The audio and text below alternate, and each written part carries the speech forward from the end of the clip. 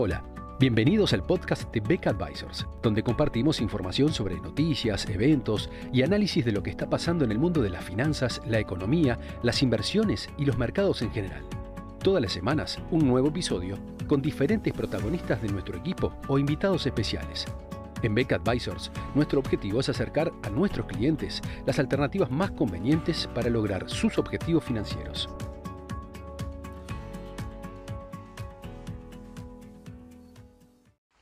A medida que avanza la temporada de resultados, tanto de empresas norteamericanas como de empresas europeas, se empiezan a tener algunas conclusiones sobre el estado de la economía y sobre las valuaciones de las empresas de distintos sectores. Un sector que es particularmente digno de atención en esta coyuntura es el sector financiero por dos razones. Una, porque en un contexto de suba de tasas de interés existe tradicionalmente una correlación muy fuerte entre los niveles de la tasa de interés, por ejemplo, en particular la tasa de interés de 10 años, y los resultados de las empresas del sector financiero. Es sabido que todo este largo periodo de muy bajas tasas de interés que se vivieron desde la década pasada y también en lo que va de esta hasta fines de 2021, había sido un factor negativo para los resultados en el sector financiero, sobre todo en lo que es el sector tradicional de intermediación en el crédito. Tal es así que también en parte como consecuencia del elemento de riesgo generado tras la crisis financiera de 2008-2009,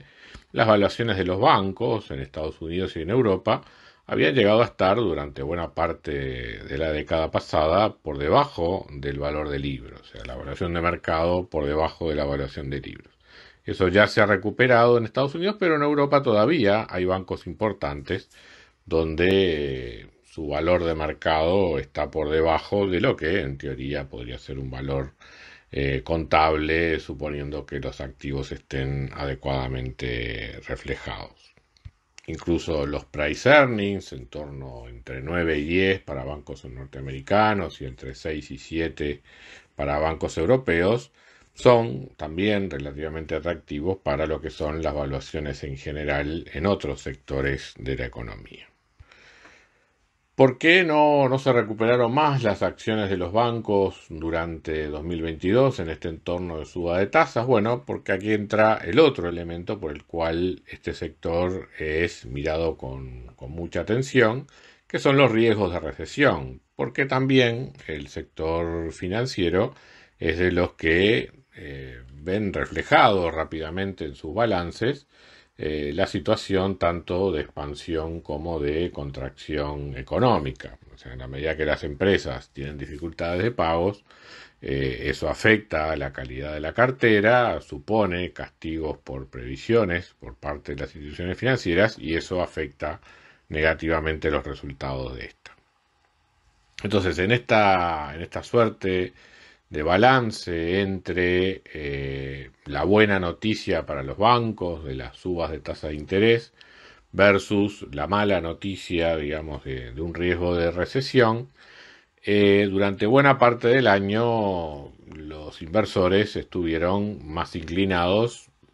hacia el temor por lo segundo y eso hizo que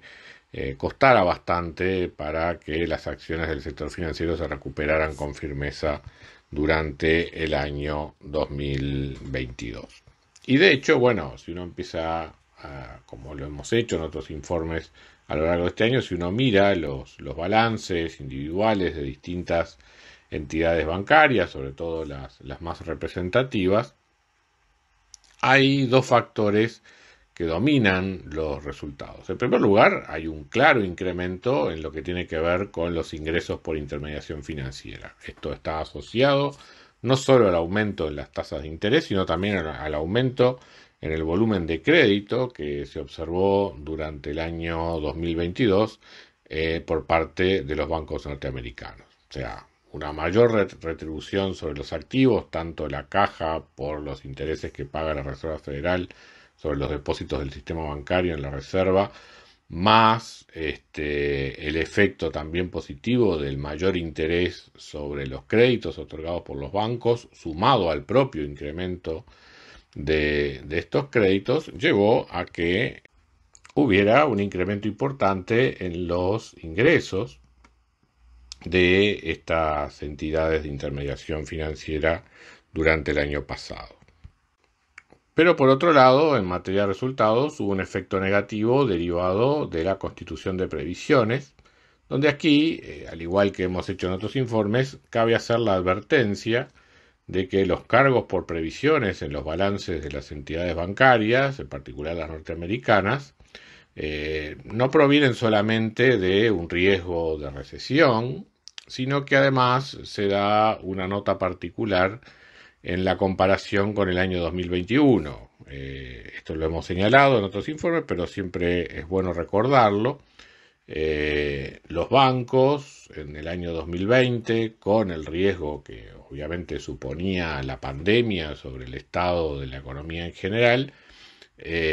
tanto por voluntad propia como por imposición de los propios reguladores, hicieron constituciones muy fuertes en materia de previsiones por créditos incobrables.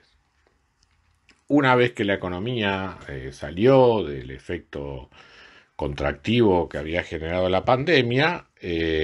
muchas de estas previsiones constituidas durante 2020 mostraron ser exageradas, o sea, los bancos pasaron a tener un exceso de previsiones constituidas respecto de lo que eran los niveles normales de morosidad, y por eso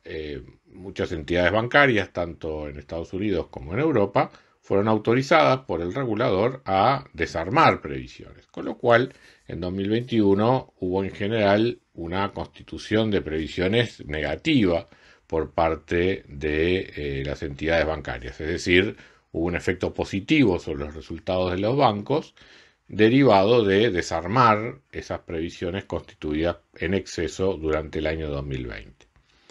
Ahora, en 2022, digamos, al comparar con 2021, al volver a ser, digamos, 2022 un año normal en materia de crédito,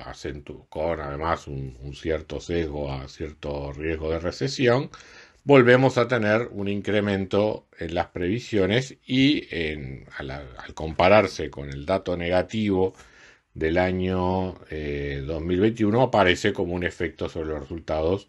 mucho más fuerte de lo que sería normalmente cuando compara uno 2 años normales en materia de funcionamiento de los bancos. Entonces,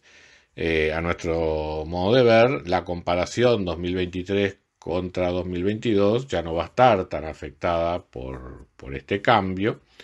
y lo que sí vamos a ver es que vamos a encontrar en promedio tanto un nivel de activos redituables para los bancos y una remuneración sobre esos activos mayor en 2023 que en 2022, y eso va a tener, a medida que avanza este año 2023, un efecto importante en los resultados,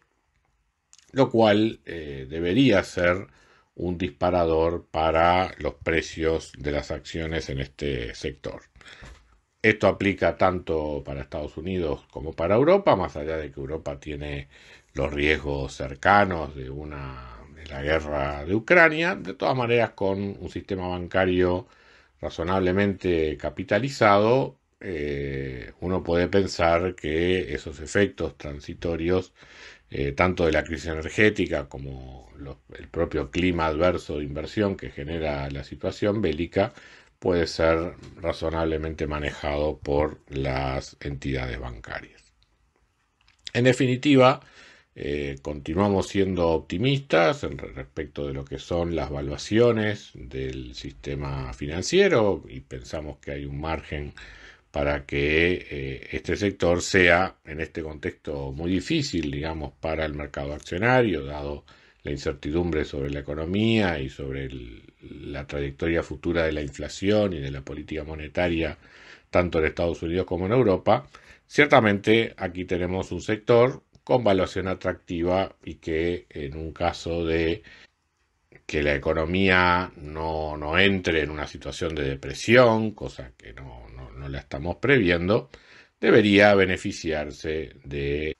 este escenario de tasas de interés más altas que en el pasado. Muchas gracias a todos por escuchar otro episodio del podcast de Beck Advisors. Te invitamos a compartir este podcast con tus amigos, colegas, dejarnos tus comentarios o reviews y seguirnos en nuestras redes sociales Instagram, Twitter, LinkedIn y también nuestro canal de YouTube. Visítanos en nuestro sitio web beckadvisors.com para leer nuestros informes, reportes y conocer más sobre nosotros. Hasta una próxima entrega y muchas gracias.